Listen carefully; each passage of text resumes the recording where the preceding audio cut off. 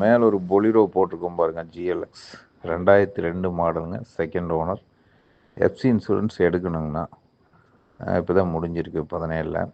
பாருங்கள், வண்டி மற்றபடி டயரு, வண்டி இன்ஜினு எல்லாமே பக்காவாக இருக்குங்க. டிஐ இன்ஜின் பாருங்கள்.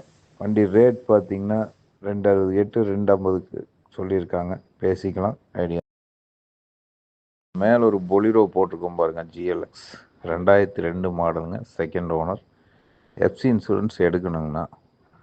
இப்போ தான் முடிஞ்சிருக்கு 17ல். பாருங்கள், வண்டி மற்றபடி டயரு, வண்டி இன்ஜினு எல்லாமே பக்காவாக இருக்குங்க. டிஐ இன்ஜின் பாருங்கள். வண்டி ரேட் பார்த்தீங்கன்னா 268 250க்கு சொல்லியிருக்காங்க, பேசிக்கலாம், ஐடியா.